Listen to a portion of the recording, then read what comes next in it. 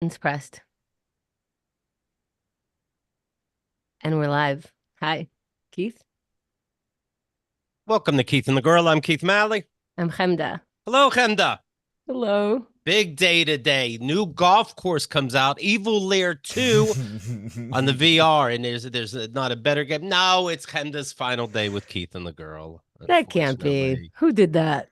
Well, I checked the schedule, and apparently it was you again. Oh, you finally have the schedule. Well, I have to keep a calendar now. In fact, I made my first GCal invite. I have a fun surprise guest for the show when I come back the 18th, taking a week off next week. And the person said, all right, send the calendar invite. I'm like, oh, God, now we got a fucking problem. And then I sent it and they went, sounds like you're in control now. Oh, shit. Yeah. Okay. What are you doing for next week? Can we ask? Are we allowed? Just whacking it. I got to center myself. I knew not to ask. Whacking the golf balls, right? Yeah. Oh, guys. It's an exciting course. By the way, speaking of games, if I may say that, and then we'll get to all the crying and tears. I remember I was talking about Wordle, how I'm getting into this now, eight years too late. And Catherine Heller said she goes, you know what? I start with the word crane. CRANE. You have to guess a 5-letter word in 6 tries. So I go, wait a second. And I do a little Googling. And I go, what is the most popular word to start with? It's crane. I got the word in 2 tries today. Not I. Don't say I decide to start with crane. The world decided to start with crane. Everybody wants to beat everybody in this game. They won't even share the secrets. It's sick out there. It's goddamn sick. You never know what Keith is going to be upset with you about. I don't blame him. Know. My point is, I don't blame him to go into another fucking country. The world, it's sick all around us. You find a corner of this world where somebody's not tricking you, go there. So I don't blame you, Chemda. I don't blame you. That's my point. Thank you. Yes. All right. Joining us today, it's everybody from the Keith and the Girl VIP shows. How about this? Ron Morrow, Karen Morrow. How are the Morrows? Good. Can't complain. Nope. Excellent. Hollywood, Craig Klein from the Diamond Dogs. How you doing, Craig? I'm doing very well. Thank you very much. Nice. And the audience loves the latest Diamond Dog member, Chris. How you doing, Chris? Doing well. Roo. Honored to be here. Rough. And just a special shout out to Newsy, who does Q&A in our VIP program. He was on earlier this week because of conflicts. He didn't get the Where's my calendar smug invite mug? in time. Oh Oh yeah, has come to something today else is the on the day you need schedule? a smug mug. Yes. Yes. Today will be a perfect day for that. Right. But, well, it's excited you're all here, especially Craig. He is a chainsaw ready. He has brownies wrapped in foil. He can open those up during the show. You know what Chris told me, and I didn't realize this. I do post-production work. Hey, no. Go ahead. I do post-production work on the sound. And so people that didn't see it on YouTube don't necessarily know that Robert Alvarez's roommate was banging pots and pans, talking loudly on the phone and all this. So I have to do less production work now so that you understand the shit I got to deal with, because I think the world thinks I'm nuts. No one hears anything, Pete. No. I think you just really learned a lesson in show business, is that you just let it go and fix it in the bay so the show looks right. Rod's shaking his head. I think we're at this.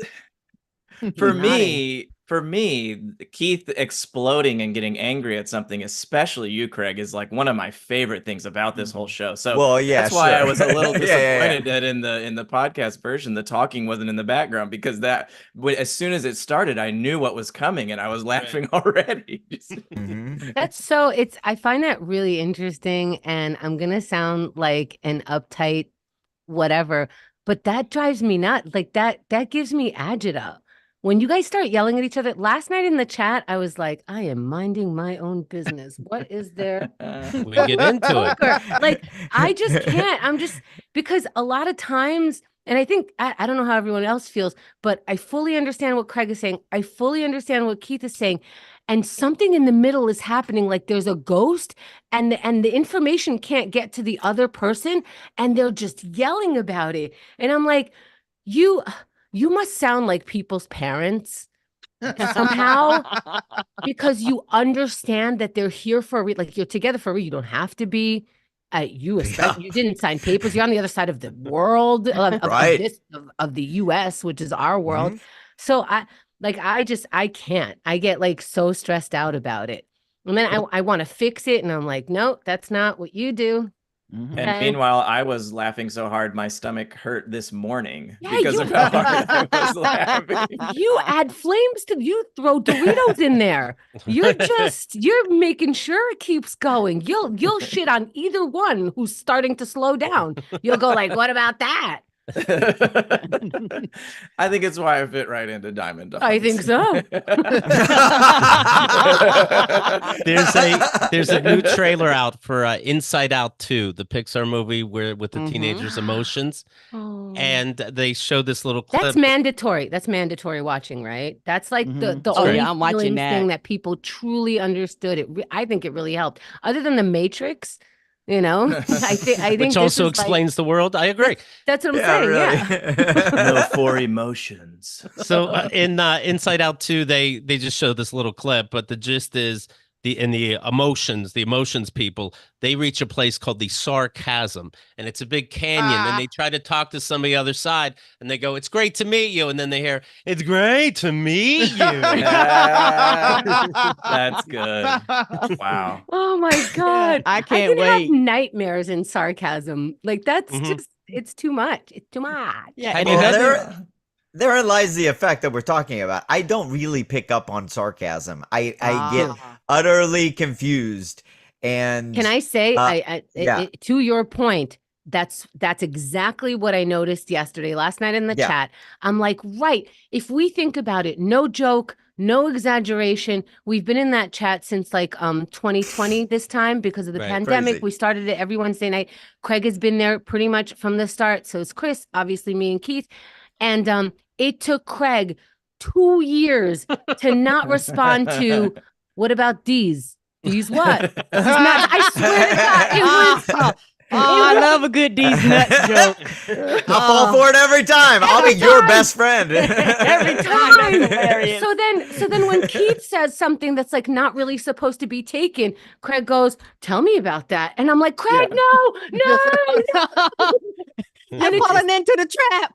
Yeah, because he's just straight like weed and logic. It's a nice combo, and Keith is like Coke without the Coke and sarcasm. It's and then I also realized I'm leaving the show to go do OMAT.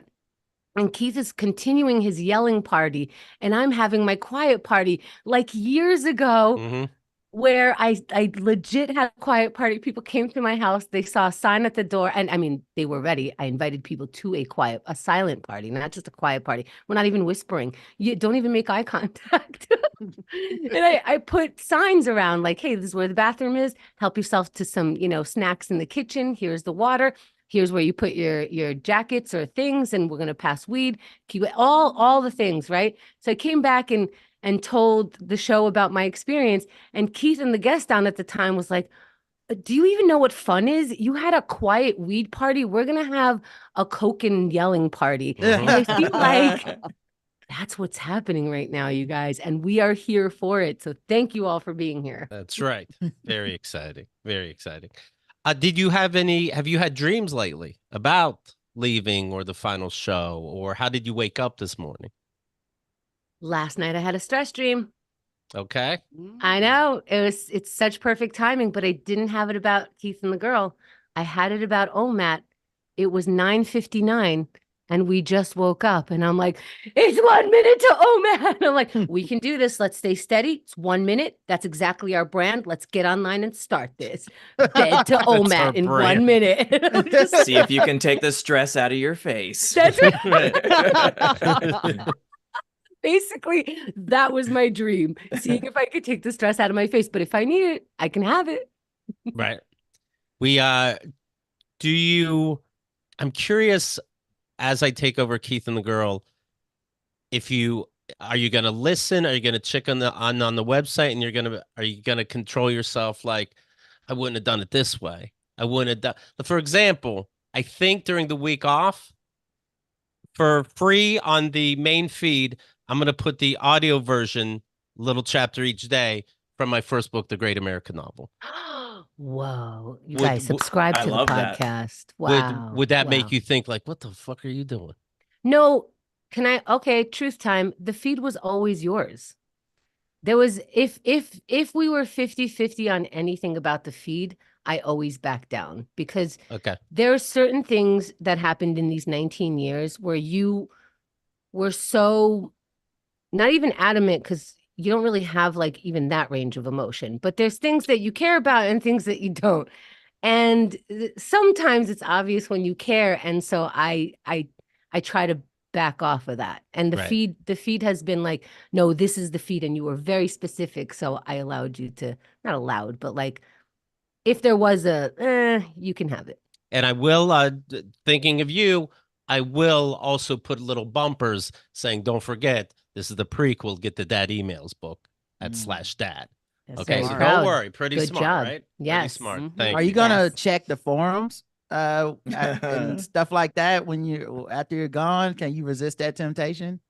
I thought of that, like the thought came to mind, and I hadn't fully made the decision. Every morning I check the forums, and then like on a break I'll check the forums and the Reddit, and I actually really love those two places. And the best part of this show is the audience. That, Keith, 20 years friendship, thank you, I get it, whatever, and I don't mean to dismiss that, but there's something about the audience that listens to this show, not just podcasts. And over the years, I swear people have asked me, what's with your audience? Like, why are they like that? And they don't mean it bad. They're invested. There's something about it. There's a je ne sais quoi. I'm traveling now. You guys have to like using the fancy words. I see. I haven't learned any Thai yet or Vietnamese, so I just have to go with French. But there's something about them, and I that's what I've been thinking a lot of is I think 19 years with this audience. This is when I want to cry, because I believe this audience allowed me to grow more than my family, my parents. When I pivoted, when I took a right turn, when I had thoughts that they didn't agree with, there's something about like talking to me about my process, allowing me to have these different things, allowing me to pivot with love and anger sometimes, but not this dismissal of, no, you have to be what you were when you were 5 or when you were 12 or when you were 17, or definitely not 17 for my parents, but things like that. So there's something about that. But I thought about this also because of the chat last night. And after I clicked off the chat, I was like, oh, that didn't go right for some reason. I didn't have that something in the chat. I didn't have the final word. I didn't have, and I was like, what? I was supposed to make it special. I failed, or it didn't go. And then I was like, let me think about that. I'm not dying, you all. And I wrote this down to remember, it's not goodbye forever. I'm available in a different place. So I already started migrating. I can't help it anymore. So I'm still around. I don't want to just be like, see you later. But that being said, I do want to move away from this to like really focus on the other thing. Does that mean not checking the forums? I thought of maybe checking stuff for another week, and then completely, I'm not going to listen to the show. Calling in special guest Sadia. Hey, Sadia. Can you imagine? Your new co-host. Well, you know what? If you don't mind, I'm gonna read this right from the Dad Emails book where it has the thank yous. Sincerely, I thought I'd just type Henda and let it breathe. Then I assumed that seemed lazy. Hard to tell, because this part I didn't allow her to edit. If you listen to Keith and the Girl, you know she's caring and giving and helpful and amazing and honest and inspirational and funny and open and vulnerable and doesn't let anyone get away with bullshit because we're all grown fucking adults. She's so pure. And she's embarrassed reading this, like, no, that's not who I am. I make mistakes. Easy. It's not about you. But this time, it absolutely is. And thank you. Oh, that's sweet. You shut your fucking head. A man with no emotion isn't going to get me. Right? He's trying to trick him to don't fall for it. Right. Stay steady, everyone. Stay strong. There's still a password or two I need, so I got to kiss a little ass, you know? I don't know what she's planning to do on her way out. Yeah, you might have questions after she leaves. You know? Yeah. Don't burn that bridge. Right. I was going to say, I have to imagine there will be things that you don't realize until you have time away from the show that had just become habitual, or that were just thought processes that you went through as being part of the show, that when you're not, you'll be catching yourself going, oh, I have to, or oh, I wonder about whatever, and then you'll go, oh, I'm not. And we're gonna be tagging her on social media with stuff that Right. Keith said, because I feel like we as an audience always made her responsible for what Keith said anyway.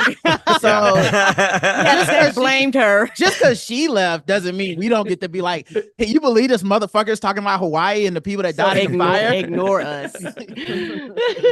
Or Q&A will become, instead of Newsy listening to the first 10 minutes, he'll listen until something outlandish that Chemda says in every episode, and then we can just tag that. Well, Keith can always blame him now, right? It's like, Yes. oh, It's y'all never made some really inappropriate jokes in 2008, and he's like, I think that was more Chemda's idea. That was during the Chemda times. You know how that was. My dad's going to use this to make peace. I know she made you do it, son. I'm like, Dad, goddammit. You did. It's not like he's Your never oxen said are that. finally Right. even, son. They're gonna use you like a phrase, like a past tense. You know, the him to era. Yeah. Let's go. Chemda. Right. Real quick, let's go over some top news stories. It is the real reason we're here. Everybody knows that. Good, because I will never know the news again.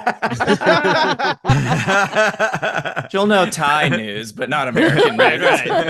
Right. People just ordered fast food and ate it in Thailand. Oh. I didn't know You that can was a get thing. extra sauce here. The armorer on the set of the movie Rust, that's the Alec Baldwin movie, was found guilty of involuntary manslaughter. It was, Wait, who? What? So if you remember, there was the movie Rust. Alec Baldwin fired a prop gun. It actually had a live round in it. It shot and killed a cinematographer. The person in charge of the guns, Hannah Gutierrez Reed, was found responsible because she was in charge of firearm safety. Alec Baldwin still has his court case coming up for involuntary manslaughter in July. He has pled not guilty. He claims he did not pull the trigger. Gun experts are saying you had to pull the trigger. That's where we're at there. But right now, the people in charge of the gun she's the one in trouble. Wait, what? Whoa. First of all, of course she's the one in trouble. Right? But that's their whole job. But unless like she's saying, no, Alec Baldwin put a fucking round in it right before because he had malicious intent, that would be the only way, right? It's just weird that he's saying he didn't fire it, and if he did fire it, then that's a flat out lie. So, and that's that would be the weird part. But see, I don't know. I thought like, hey, leave this dude alone. Like, he's so innocent, and he has to deal with the fact that he killed someone. Like, that is a fucking nightmare, right? Right. But now he's saying he didn't pull the trigger. I'm like, what's he hiding? Like, oh, is it now? It feels like a conspiracy to get this person dead for some reason. Also, it's on set, right? Was there not one camera? Yeah, but he shot the camera person. He shot right through it. Now they can't. That was for the shot, right? Yeah. Well, and did you say, Keith, is this criminal? Manslaughter, yeah. Yeah. So the other kind of layer of this is that all of this whole production is Alec Baldwin's, like, he was producing this film, right? So then it's like, who's the armorer's boss? Oh, it's Alec Baldwin, who hired everyone for this film or whatever. So is Joel, the director. He was a producer. He was a writer producer with Alec Baldwin. So then it's like, if you're gonna incriminate Alec Baldwin for the production, you gotta incriminate Joel, and he got shot. So that feels weird. You know, why would you? I don't understand this. First, okay, so she already went to trial. Then how did the bullet get in there? What's the explanation? I watched the trial every day. I was working really long shifts and I good. was Keith doing a gets tech to yell job. at you. Go ahead. Yeah. You saw it, but I'll tell you if you're right. Go ahead, please. Okay. So first of all, the reason why Alec Baldwin's in the hot seat is because basically this woman who was an armorer, she was the kid of a very famous armorer. She got the job. It was her second movie ever. She got the job obviously through nepotism, and she wasn't union. She was one of the few like lead positions on a set that is non-union.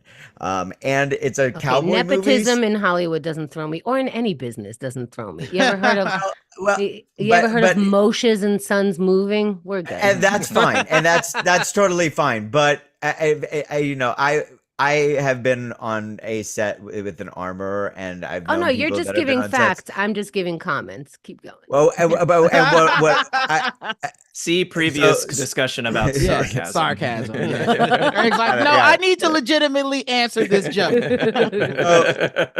So Please finish the facts. So armorers are generally like really, hard asses. And she, there is videotape of her on set, and she's like holding, guns by the barrel. Everybody's walking around. There's stunt guys pointing out people with guns, prop guns, like pointing it around at people. And after that woman got shot, there were up to 6 live rounds on that set that were all over the place. So it wasn't a matter of like who got shot. It was a matter of when somebody got shot. And they also played with the gun, meaning they put in live bullets. I guess forgot they left one in there. Oh my God. They were shooting cans and shit. Yes. Well, what? They had time to shoot cans. If you have time to shoot cans, you have time to clean. Right. That's right. Okay, restaurant manager. Yeah. Well, once the good sun goes down on a movie set, what are you gonna do? I mean, Now she was the prop master. She was also working under the prop master. She was doing 2 jobs again on a cowboy movie set that has tons of guns, and she's the lead armorer, and she's got dual responsibilities. Which is, can I ask you a question about guns in this context? Sure. Are fake guns real guns with fake bullets? Good point. So the stuntman that had the armorer is also responsible for a gun safety on the set, obviously. And then the first AD, which is right under the director, the assistant director, they're really they're the safety people on the set generally, outside of stunts and guns, which is kind of an own safety department. But again, it sounds like everybody is under safety. If you're doing stunts, there's a safety person. If you're doing guns, there's a safety person. I bet swords have a safety person. Right. I bet as soon as you put somebody who's not white in there, maybe there should be a safety person. Right. So the armor is supposed to be that as well. And there's a very specific process that's supposed to go down through every responsible use of gun on a set. Now, if it's a dummy gun, they don't necessarily have to call things out like that. And some of the stuntmen who were called for using their gun as a pointer and pointing out things by the first AD, they were given, now you don't get to have a live gun anymore. We're going to CGI the blasts in there because you're pointing a gun at a child actor. Oh, so literally. So we're going to give you a fake gun. And by the way, all of these guns that people had, at any of those times, there was a live round floating around on that set. 6 live rounds floating around, going in and out of guns on that set, being pointed at by everybody, being shot right next to it. Russian roulette for every single production day of that set, until a wonderful and talented young and up-and-coming cinematographer was shot through the lung while setting up a shot after the day that her entire camera crew quit, and she refused to leave with them. So she stood behind. Oh my God! You didn't just say that. Yeah. Wait, they so all an entire quit. camera crew quit They all because quit they didn't want to get killed. They all quit. Well, They say that now. They all quit out of protest. What is documented is that they all quit out of protest because they were put up in a hotel that was 2 hours from set instead of a closer hotel that was an hour set. So it added 4 days to their out. And it's a low budget movie, and the production costs, it would have changed a lot for production costs. So they were like, sorry, that's just the way it's going to be. You agreed to it. This is what we got contracted out. You are Alec Baldwin and an entire crew left, and the one that stayed you shot? Okay. Greg's bummer really news. telling the wrong news, right? He's sending the wrong message. He's supposed to shoot the people that leave and then reward the one that stays. Defectors, they called it back in the day. So here's the tea on this. This is when it gets interesting. Okay, so what was that? Coffee? What the fuck? That was your medicine. You got to take that first. So the prop master that she was working under, this woman, after the guy got or the girl got shot, right? The first thing she does is she goes to the prop cart, takes a pack of bullets and some other stuff, and throws it away. This has never been seen before.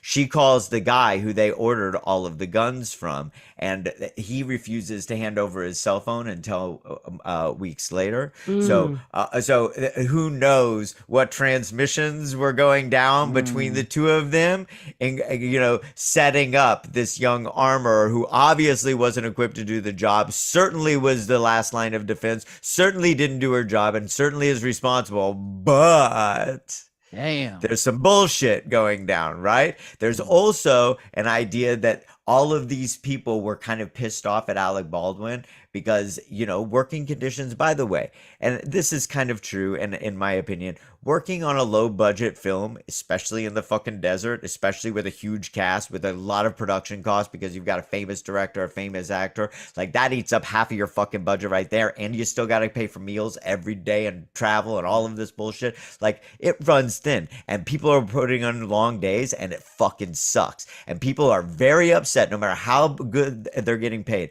They're very upset by day 4 every single fucking time. And anyway, the conspiracy theory is that somebody was so pissed off that they introduced a live rounds because they wanted the production to go down in flames, and the wrong person got hit. That seems the wrong person got hit. You don't just put live rounds and hope the right person gets hit. Yeah, right. Who's the right person? You have no control over that. There's a kid on the set that people are pointing a gun at. Who's the right person? That I'm not going to believe that one. That one's too far. Well, or you just hope it goes off and they go, fuck this movie. They hope, what are the chances of hitting a person? Well, that's so stupid, but high? Pretty high. Also, yeah, apparently. What did she get? What kind of time did she get? So they haven't got sentencing, but I think that the minimum is 18 months or something like that. Now, during the trial, I don't know if, but like the trial was so, it was like a continuation of just what a fucking shit show. Because not only does this armor that they bought all the bullets from that was like hiding out, you know what I mean, for a couple hours, it looks like Kato Kalin, first of all. It kind of sounds like him. Stop it. Yeah. That's crazy. Yeah. It's kind of amazing. And well, it also didn't help that one of the jurors was a real person, and then the other ones were just actors the whole time. That hurt.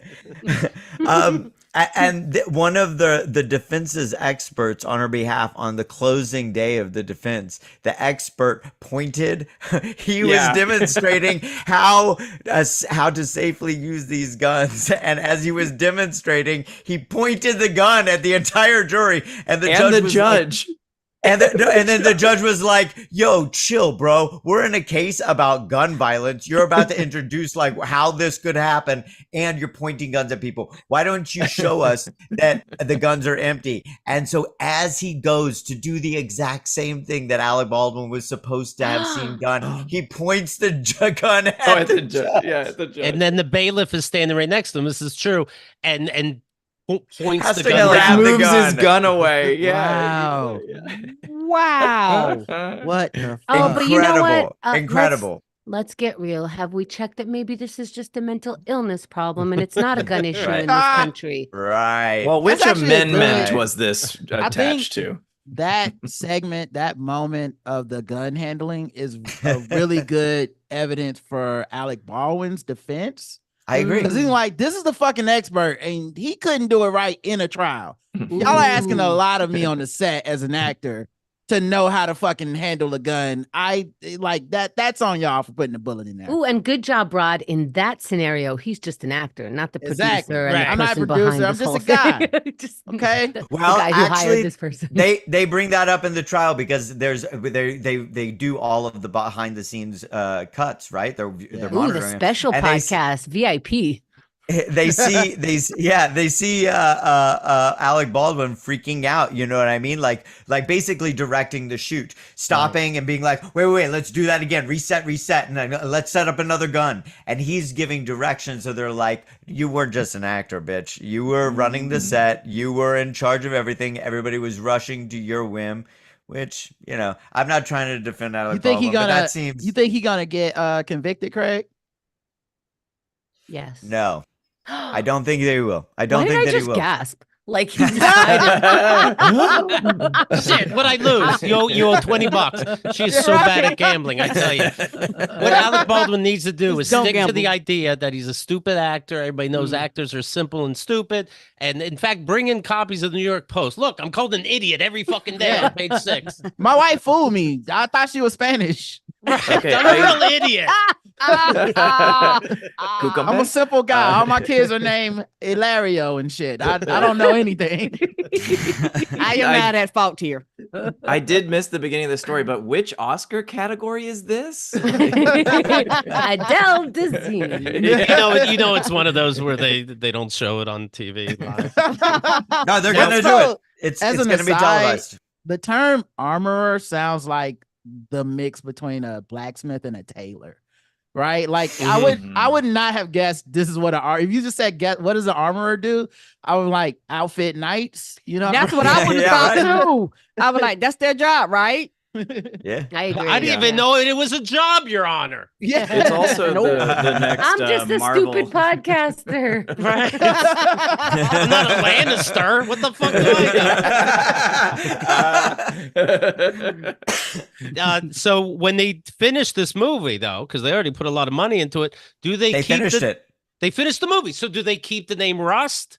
They are. It's- They Joel should call Souza, it Death to Cutie too. No. Sorry.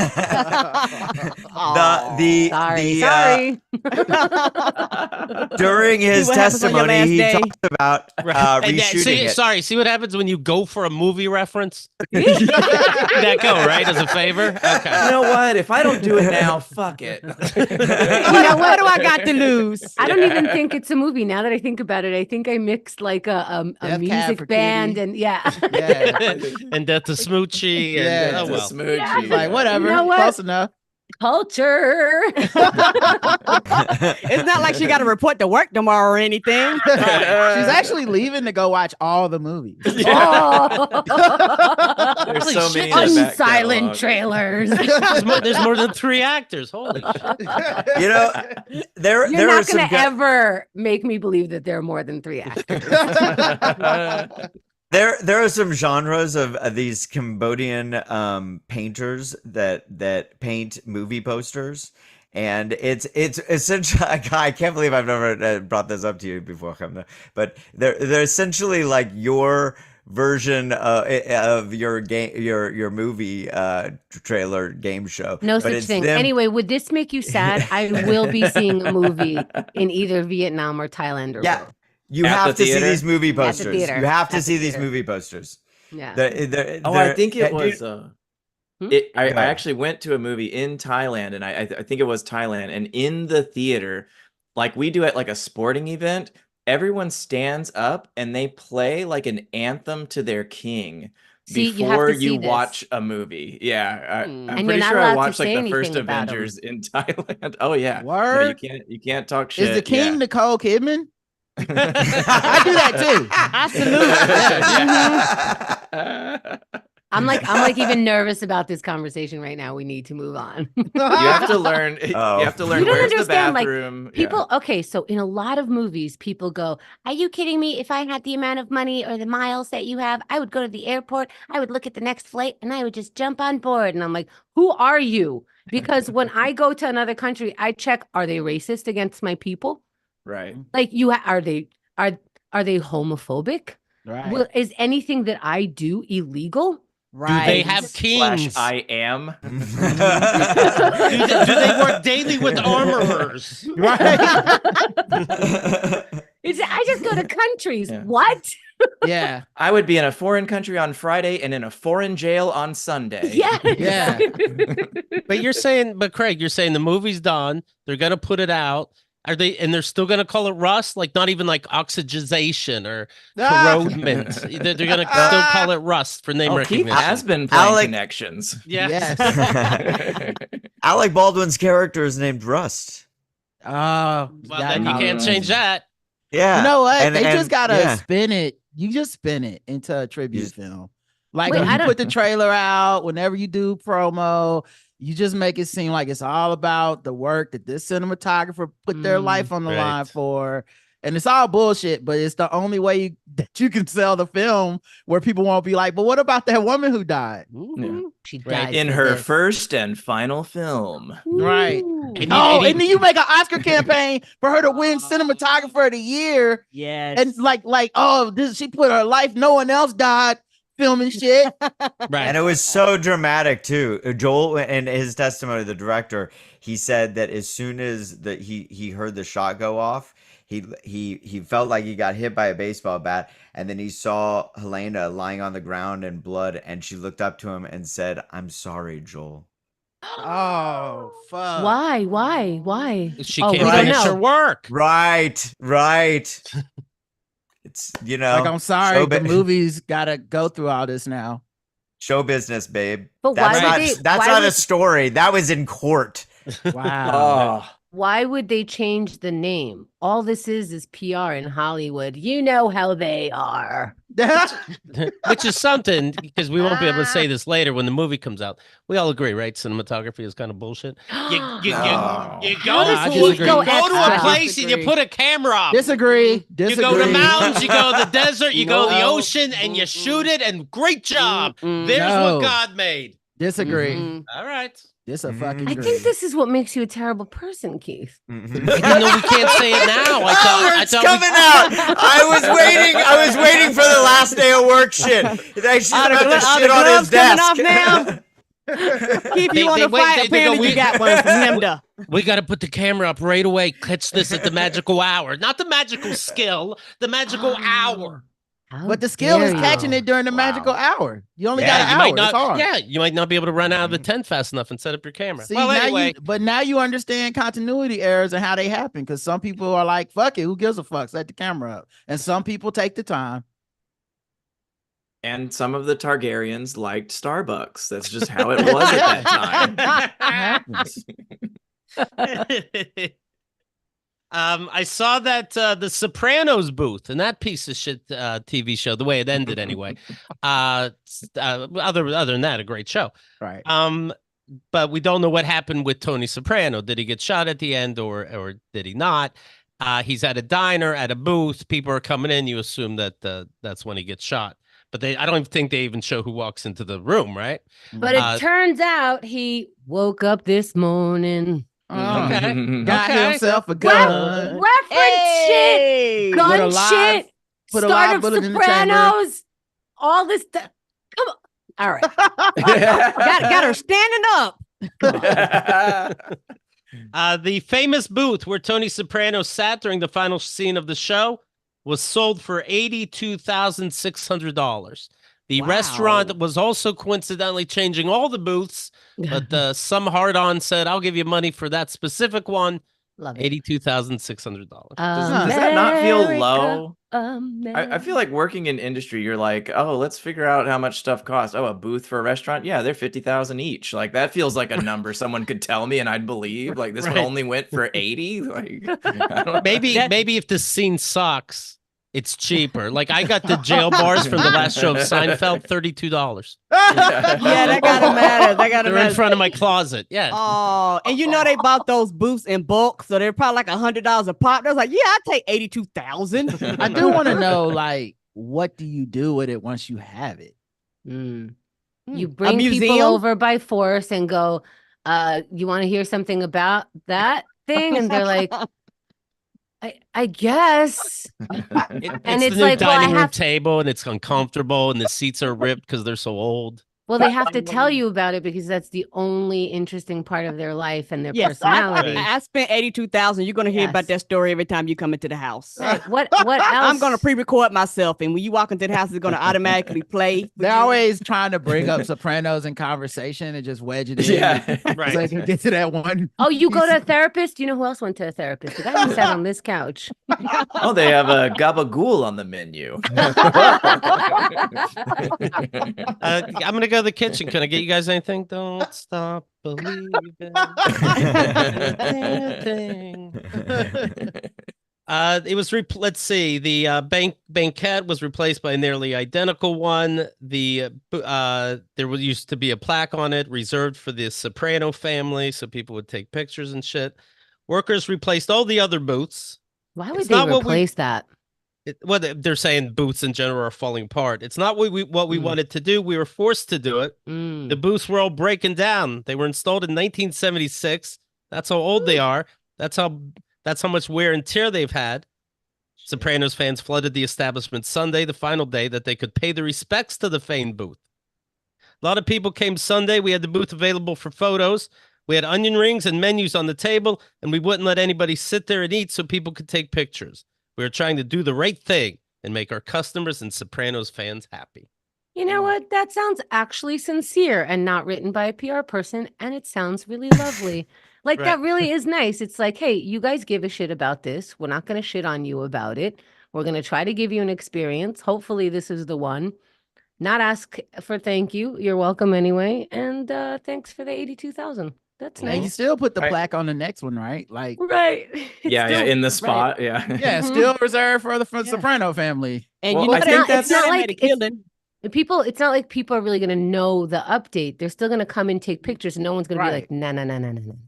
That's not the original one. Yeah, you know they was packed, they was booked. You know they sold out of all their food because when you go, people aren't just gonna go and take a picture. People are gonna purchase things and buy things and stuff like that. So they made their money. And shout out to that one asshole who gets to be like, "Oh, I come here all the time." That's not the original booth. Yeah.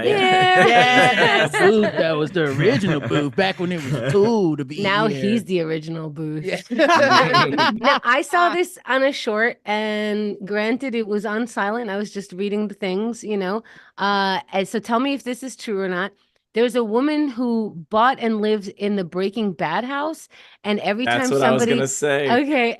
somebody passes and takes a picture, she comes out fully yelling at them and calling the cops. Is that correct? Well, it's because people go and throw pizzas on the top of the house because that's an iconic scene from that. That's what I was gonna say. When you're a restaurant, you can play it like Karen said and get some money out of it. But like the people that live in the Breaking Bad house, or there's a house in San Francisco from Mrs. Doubtfire where Robin Williams did a drive-by fruiting and like threw oranges, and people are just throwing oranges at this house all the time, doing drive-by fruitings and throwing pizzas on the Albuquerque house. Messing the side and all up. They was like, I just painted. Now I need a list of the worst houses to live in after a movie.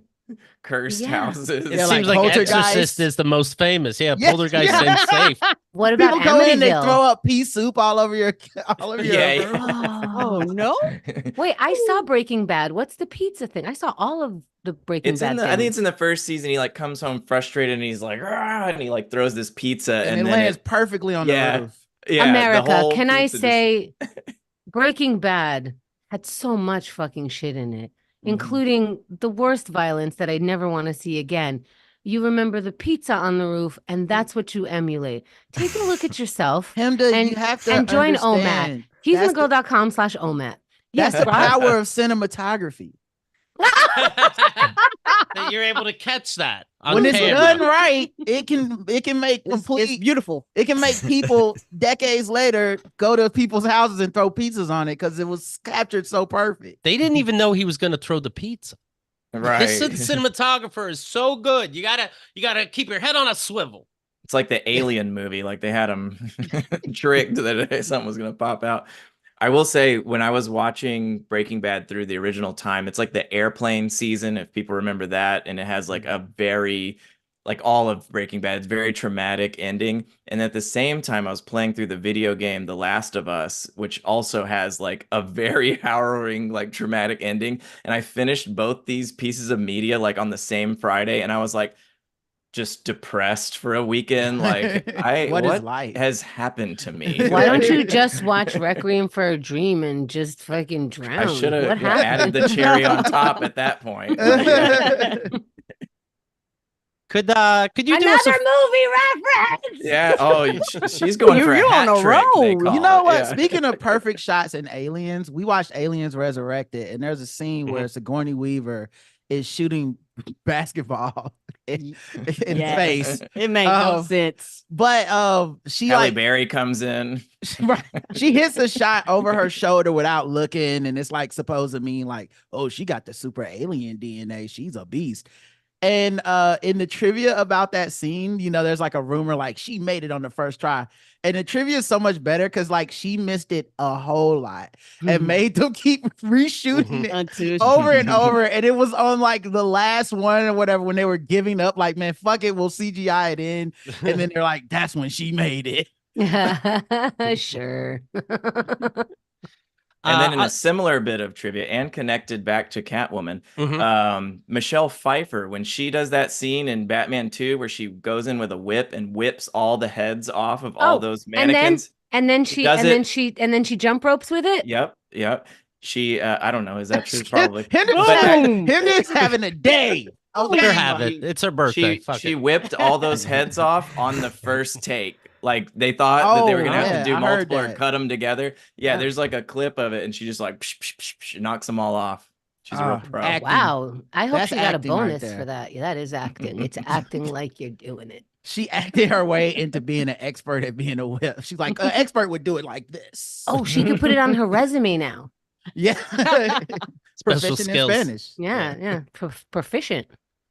On the VIP show last week on Keith and the Girl, we talk about people that were on the show behind the scenes, and this is exciting because later on we're going to go over this last week without Kenta, so I can tell you who was the asshole, right? Anyway, during those shows, we also have a segment that Rod produces called Minimum Rage, and it warns us what's going on out there in the fast food. Customers are killing customers, customers killing employees, employees killing employees, employees killing customers. Very scary stuff that it's amazing to me when I see somebody go, oh, my fries were cold. You got fries. First of all, that's what you ordered. That they got the order correct. Yes. It's a lucky day for you. If you get them hot, don't play the lottery because you already won for the month. You get out of there alive? Well, that's a threefer. So, but it's very scary and it's very daring what people do in these restaurants. And I think that's the service we're trying to provide to let you know what is really going on out there. And I was hoping, Rod, that you had a minimum rage for us today.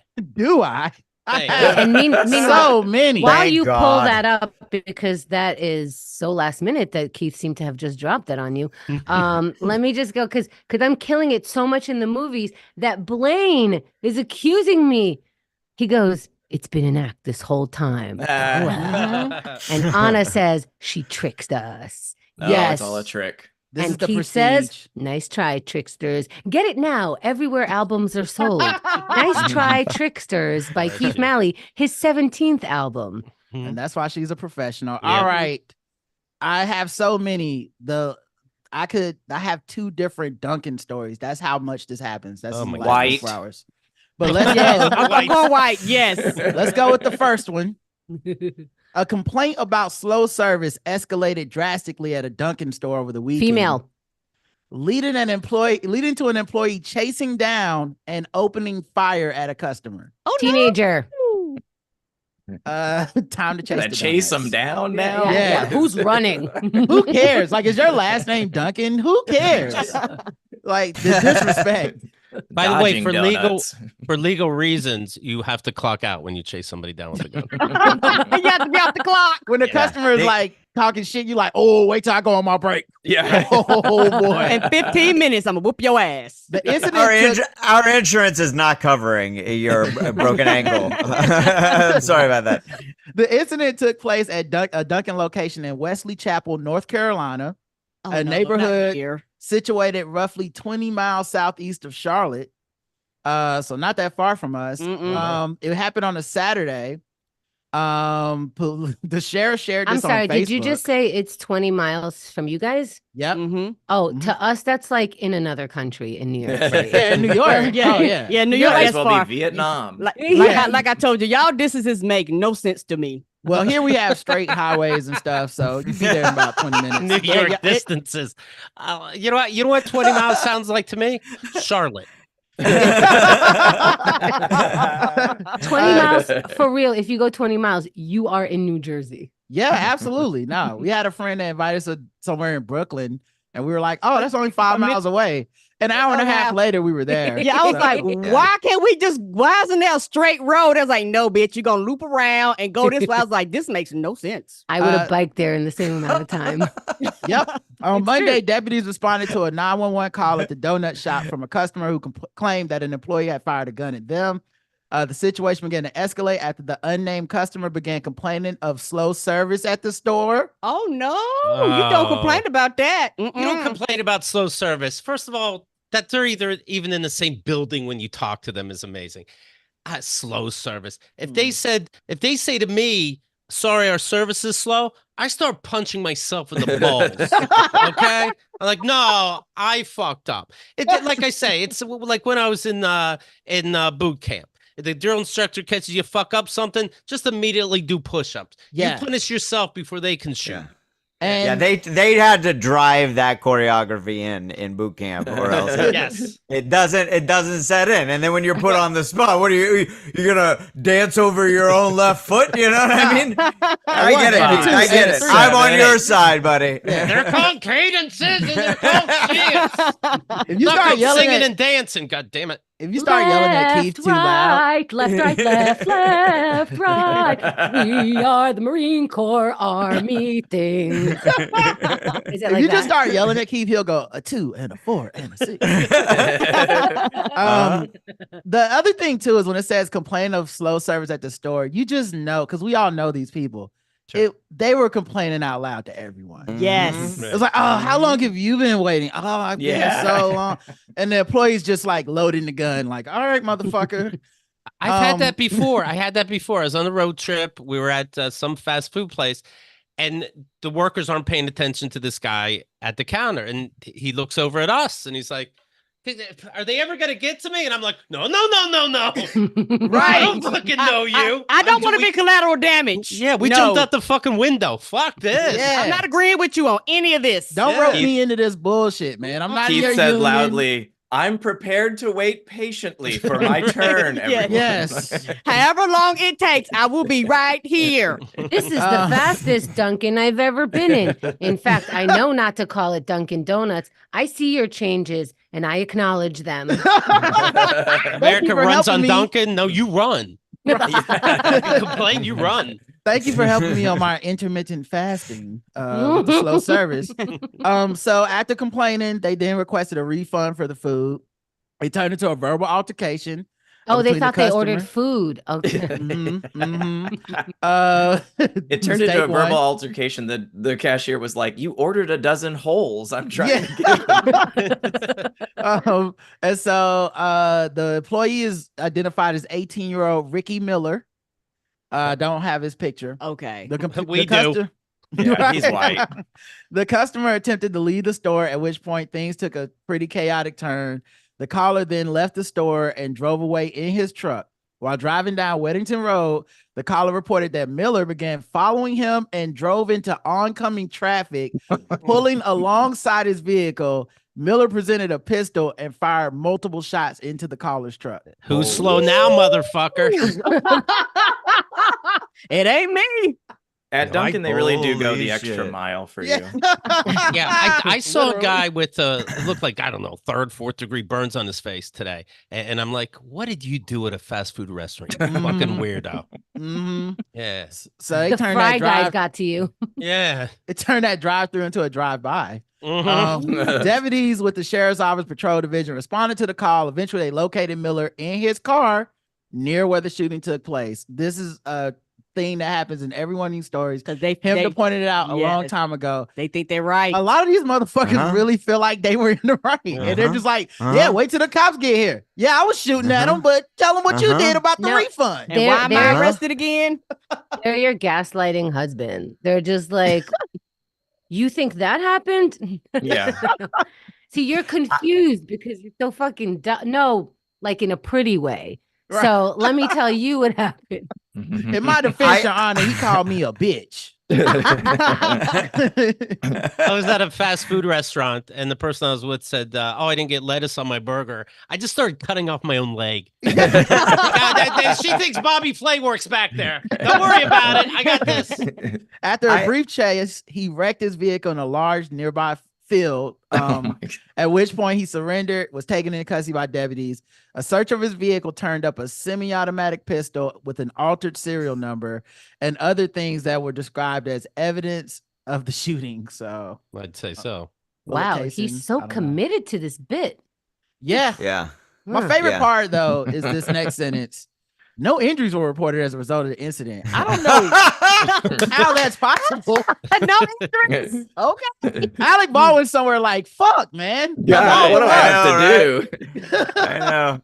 Did that guy hire an armorer or what? I am looking for a new armorer. So he was charged with 2 counts of felony discharging a firearm into an occupied dwelling, as well as felony flee to elude arrest and possessing a firearm with an altered damage serial number. And he secured bond. He was issued at $4,000 and he remains in custody because he ain't got $4,000. He works at Dunkin'.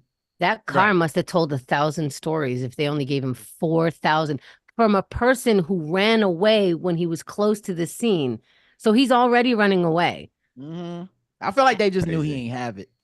Of It's like, course. set the bond at $200. He's not gonna get out. Yeah. I'm a huge fan of the minimum wage segment, and I've been looking up on YouTube videos of trying to find some of the videos of the things that you brought up. But one of my favorite ones in recent history is there's a guy who is in a very expensive looking car. He's got nice clothes on.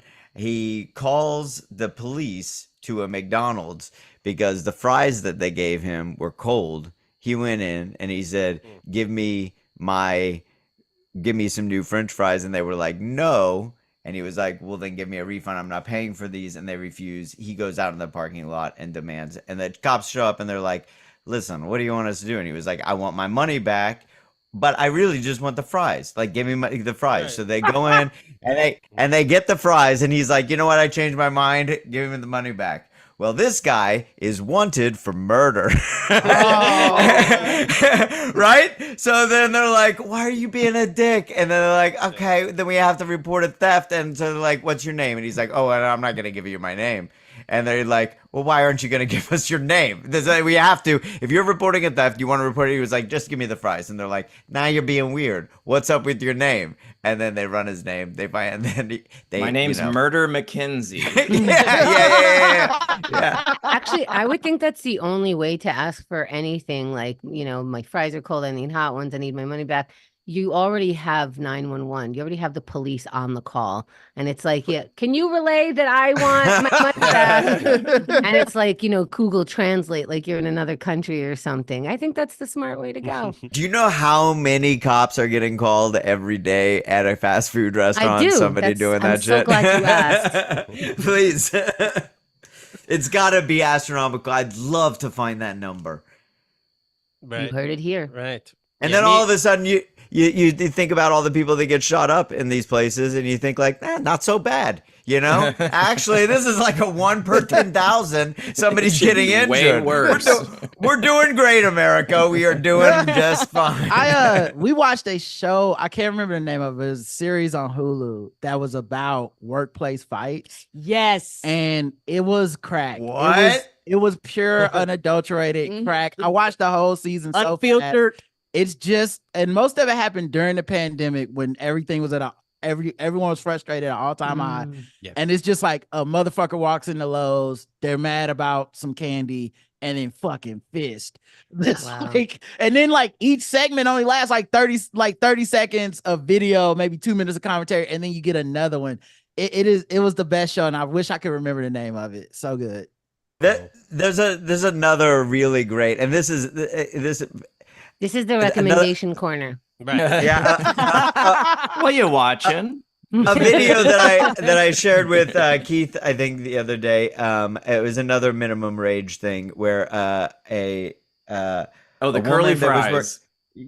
Somebody was complaining about the curly fries, threw it at the window, and the two people are inside the window, and then the guy runs out of things and then one of the cooks, like, so cold-blooded, just like it's Tuesday, just like pulls out the gun, opens up the window, and just like pat, pat, pat. Yes. and like the cashier moved out the way like they were expecting it, like, oh yeah, shit, go ahead, do your thing. We've seen that video. Yes. And then like nothing, puts it back in their pants and just like, I don't think I got him. Fuck. Right. What's up next? Next. Curly fries. Okay, curly fries. Got it.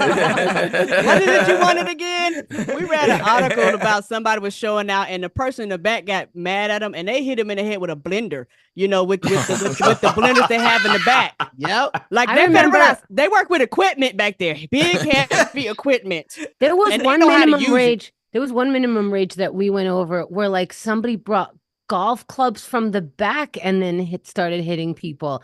I don't know, okay, but since we're on recommendations. Well, hold on one second.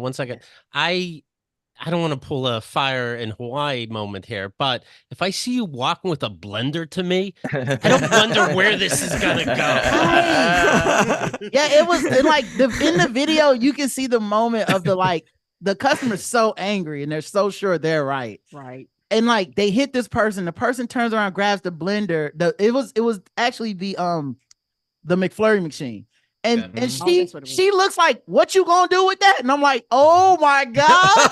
You don't know what she's gonna do with that. You don't know. You're not gonna make a McFlurry.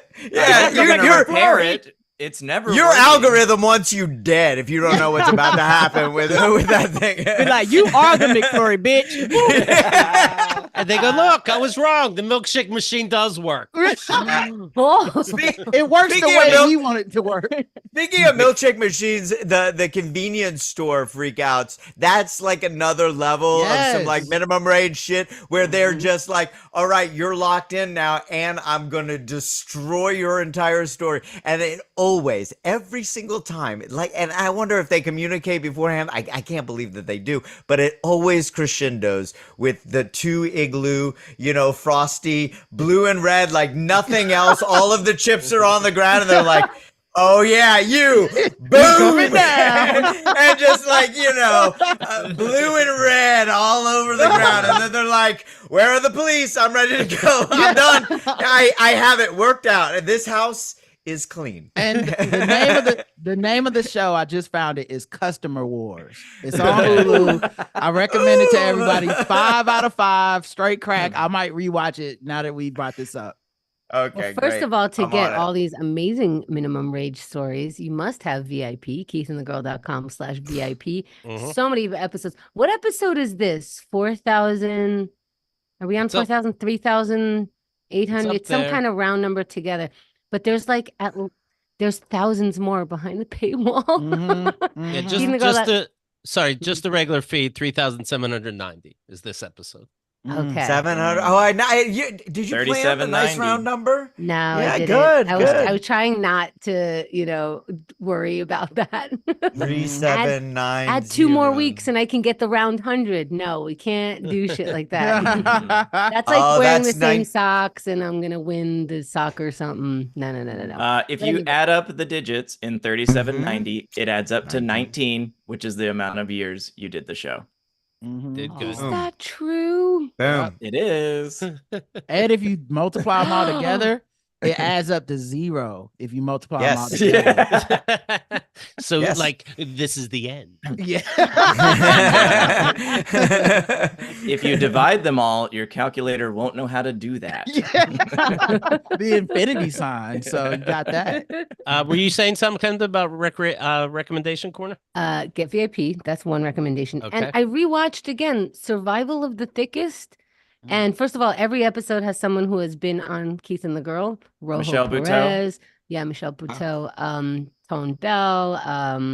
Mateo Lane. There's always somebody in there. And oh my God, I giggle through that show. Who watches a show alone and just kind of giggles? And it's very well. So, it's Michelle Buteau just being fabulous. It's not for you, not for you, Keith, not for you, not for only the people listen. I said I'm talking to. I like whimsy. There's a lot of transitions like get blah, like maybe not. Get into it. I love it. Okay, well, good for them. It's good to see people working, right? The KeithandTheGirl.com/VIP. I do love these shows. Diamond Dogs with Chris and Craig. We'll be recording another one soon. Of course, last week on Keith and the Girl, we wrap everything up. The Morrows do a fantastic job. Also under VIP, I'm going to put, if you go to KeithandTheGirl.com/dad, you hear the audio version of what later I turned into the Dad Emails book that I've been talking about recently. I'm going to put those for easy download in your VIP feed. I think people will like that. So it'll be like a show that you could just listen to the whole saga in order, right? Yes, correct. Absolutely. I love that. I love it. Absolutely. Love it. The 24-hour marathon will be out this weekend as well. That's exciting. What else? I will, in the regular feed this next week, put in The Great American Novel, the first book I wrote, the audio version. I think you'll dig that. A whole bunch of shit is going on. And of course, like Henda said, my new album is out right now. It's called Nice Try Tricksters. Very pleased with it. Craig, I'll call you later. You have these? Well, not... These what? These nuts! Oh! Real nice. We've been reading listener letters, people saying goodbye to Hemdo or saying hi to the show in general. And Chris said, "Hey, I have a listener letter. Can I read mine?" And Chris, if you please. Yeah, I've got it's a letter from Chris here. It says, "Dear Can you do it in his voice?" In Chris's voice. I'll do my best. I'm not that good at impressions, though. I've been told. Dear Keith and Chemda, I'm 36, male, currently sober, and I give a Twitter-sized shit about this email.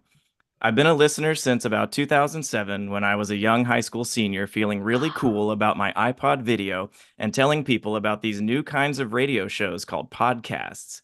I found the website Podcast Alley, a blog that covered all the things podcast and had a list of the who's who in the podcasting world. Top of the list were none other than Keith and the Girl, and even some of their side shows at the time, I might add. So I thought I would listen for myself and see what they were all about. Show number 500 was a recent episode in the catalog, and I thought at the time, wow, they have a lot of episodes, but this is a nice round number to start on.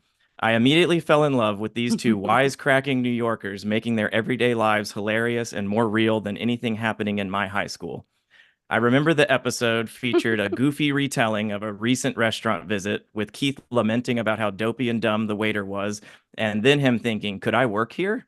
From that episode, I was hooked. Over these nearly 20 years I've listened, I realized that I heard Keith and Chemda like an older brother and sister. Honestly, I'm lucky because my parents bringing me up. It's hard for him to read his own letter. He's choking up. Right and wrong. Yeah, you were choking up there for a second. Read the last sentence or two. Over these nearly 20 years I've listened, I realized that I heard Keith and Chemda like an older brother and sister. Honestly, I'm lucky because my parents did a great job bringing me up as a kid and teaching me the difference between right and wrong, how to be polite, and what it means to do a good job and give it your all. But then as a young adult, I started to realize that the world didn't always work out like that. Keith and the Girl offered an honest perspective, like sometimes what people tell you is right is actually wrong, and that sometimes being polite is the way that abusers take advantage of you. And sometimes your good job, your best intentions, and your efforts don't get you the outcome that you wanted, and how to try to cope with all of that. Keith offered me an absurdist view about the world. Of course it's fucked up. What could happen? Who gives a fuck? Which helped me not take life's tricks not too seriously. You sounded like Chris for a second. Pretty good. While Chemda showed me how to be inquisitive, both logically and emotionally, externally and internally, I connected it to the idea behind Stoicism. Yes, it's fucked up. What else could happen? What else will I allow to happen in me? What else can I do and think that I can control? These two voices resonated within me and continue to do so today. And I know these outlooks and lessons I've gained over the years helped shape me into the person I am. And I know I am better for having listened. And not just me, but so many of us are drawn to the two of you, to this show and this community for similar reasons. It's why us listeners tend to get along so well when we first meet each other for the first time. We just get it. I've joined local KATG meetups. I've went to see comics from the show and said hi after their set. I shared drinks with Brolo after a Her in Kings County show in Dallas, Texas. I've stayed up hours on end listening to prank calls on a delirious sleep-deprived marathon. I laughed along at silent trailers that Chemda somehow won every time. I looked forward to every Wednesday night, and I even got so caught up in forums drama that I ended up on Diamond Dogs. I'm serious. And every bit of it, every episode, every experience, every connection to this show and this community has brought me joy. So I hope I can convey how much this show has meant to me over these years, and Chemda, you have been an immeasurable part of that. Thank you so much for all the laughs, for all the thoughts, for all the pain and tears and realness and every bit of yourself that you've shared with us these 20 years. We are all so lucky to have found this show and joined you on this wild ride. I know this isn't goodbye. I'll be following your next adventures 1 minute at a time. And from the bottom of my heart, I want to express my gratitude for all you've given this community and wish you well. Thank you, Chemda. Oh, beautiful. Well, that's and now musical selection. How do I say goodbye?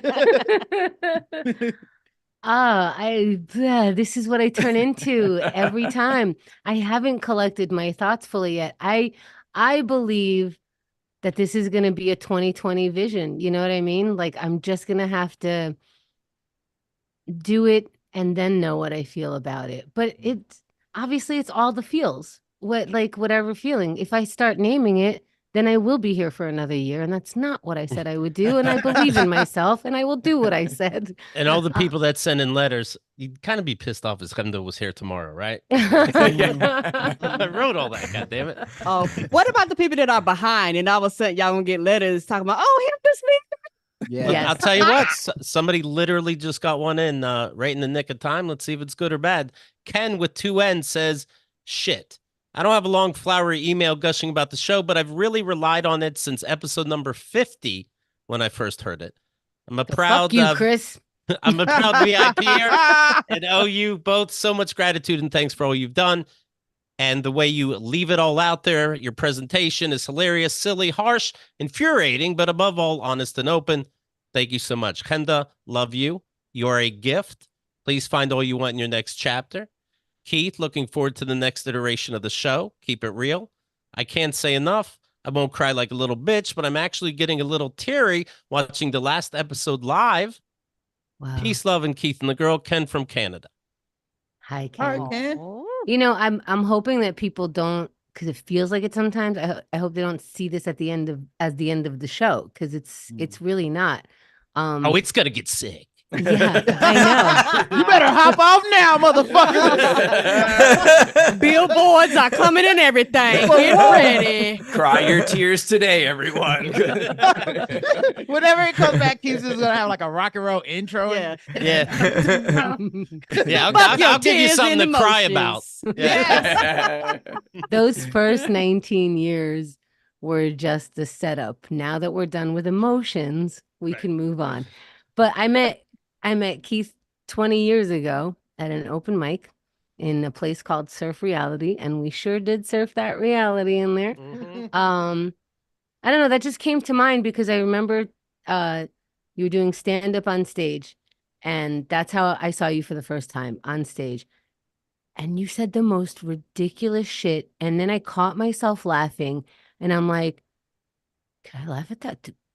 Am I a bad person? Like it is an existential crisis.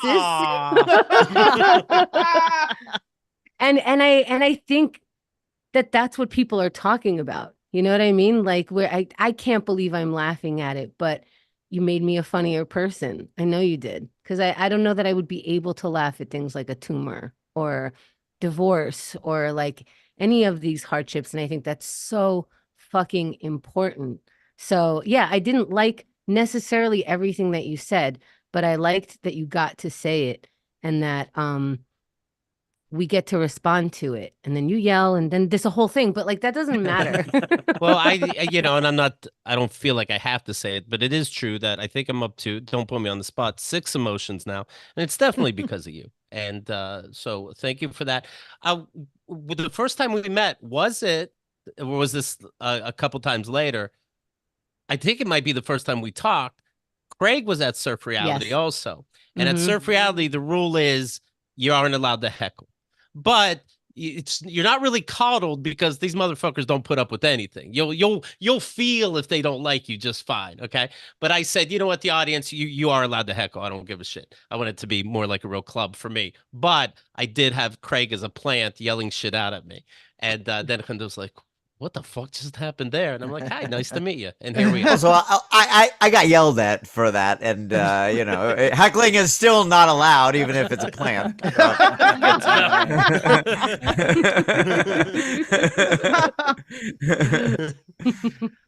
Yeah, kind of. It is amazing to know you. I was lucky to have you in my life. And thank you. It's been a great ride. Yeah. And I hope wherever you go, you feel that love that we as an audience and friends and people that got to come on the show and all that stuff. I hope you feel that whether you're in Thailand or Vietnam or whatever, because I know definitely for us, we wouldn't have a podcast if not for Keith and the girl. And I think you guys really like showed us a lot, and him to especially just, going through so much with just not even being able to walk at times, like just like a lot of resilience. We had a running joke. I was like, she is Mr. Glass. Like every time you turn around, something is broke, something made out of bent, crackers. Yeah, just a lot of resilience. And then like as a fan, getting to meet y'all in person and feeling like becoming friends, like that's really like a dope thing, because I think they say don't meet your heroes and all that type of shit. For good reason. Most of them are fucked up, but you guys turned out to be pretty cool. I'm edgy. Well, I do. Yeah, I hope wherever you're at, Kenda, that you do remember all the love that the listeners have for you. Like when you're stuck in a Taiwanese prison because you went to the bathroom in a movie theater at the wrong time. I hope you remember all the care that people have for you. Thank you. I appreciate it. That is a true fear. I love it. But there is also like, I got to meet everyone that's here. I worked with comedians. I was a comedian for a while. Like I could say that. And I see, and not that it's the TV that matters, because if you notice, like I didn't really book TV people, although that's an honor, but they became TV people after we got them in their little baby cute stage of, sharing their feelings because they don't have some PR company down their throat and things like that. Like these wild connections, like how would a person like me meet Keith but the Lower East Side above a brothel, in some makeshift open mic, And that's how I met. That's how it gets the ball rolling, because you get curious, what's behind this metal door? Either I'm dead or this shit happens. How fun is that? Come on, live your life, everybody. Let's do it. If you can, apparently. It's a flip of a coin, but what is it? What is behind that door? 50-50.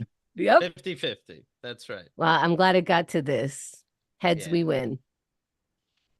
There you go. Thank you, everybody. Of course, be subscribed to the feed. There's going to be a whole bunch of shit in there. And then I'll be back on March 18th for season 2. Time to start the season. I heard they cut him from the second season. Contract didn't get renewed. Yeah, spill the tea on that, Craig. She had too many demands. That went from tea to espresso. Okay. Oh, coin, TM. Just kidding. All right, you guys. That is the end of the show, but I am seeing I with my squinty eyes without my glasses, I was catching all of the comments. I will review them also. It feels weird to read, like, thank you for all the love. I'm reading it now and not sharing it with the people on the thing. You've been with me through the beginning of my adulthood, and things like that where I forget I'm an adult. That not like now I'm in adulthood. I finally took on responsibilities, things like that. But like, I forget that I am senior adult. Like you could be my kid, but like all of you. That's used to be like be like you said, like older sister, whatever. Yeah. And now like you're all my children. So always wish me a happy Mother's Day on Mother's Day. And before you leave, can you name your favorite listener of all time?